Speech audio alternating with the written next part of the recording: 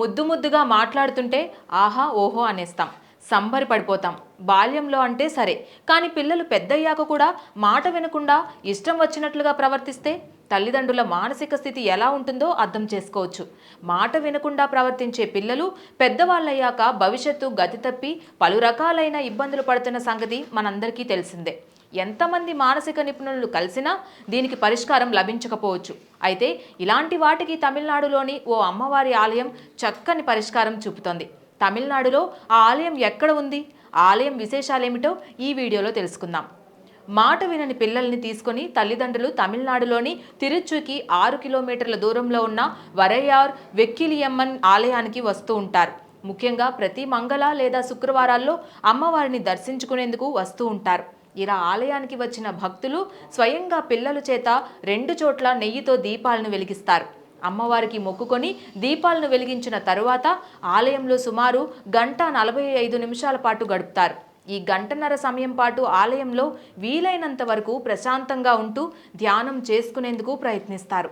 పిల్లల చేత కూడా ధ్యానం చేయించేందుకు ప్రయత్నించాలి. ఆ 1:45 సమయం మీకు మీ పిల్లలకు ఎంతో విలువైనది. జీవితాన్ని మంచి మార్గంలో నడిపించే సమయంగా చెబుతారు. ఈ గంటన్నర సమయంలోనే భవిష్యత్తు మారుతుంది అనడంలో ఎటువంటి సందేహమూ లేదు. అమ్మవారి ఆలయం నుంచి ఇంటికి తిరిగి వచ్చిన తరువాత ఆహారాన్ని దానం ఇచ్చేలా చేయాలి.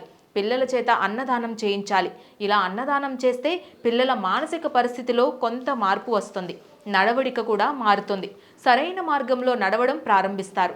కేవలం పిల్లల మానసిక పరివర్తన కోసం మాత్రమే కాదు, దుష్ట వామాచారం, శత్రువుల వేధింపులు, కోర్టు కేసులు వంటి సమస్యలను పరిష్కరించడానికి, క్లిష్టమైన సమస్యల నుంచి బయటపడడానికి కూడా అమ్మవారు సహకరిస్తారు. వివాహ ప్రయత్నాలు చేస్తున్న వారు కూడా అమ్మవారికి మొక్కుకుంటే తప్పకుండా వివాహం జరుగుతుందని నమ్మకం. సంతానం లేని వారు కూడా ఈ దేవాలయాన్ని సందర్శించాలని, ఒక్కసారి ఆలయాన్ని సందర్శిస్తే సంతానం కలుగుతుందని భక్తులు చెబుతున్నారు.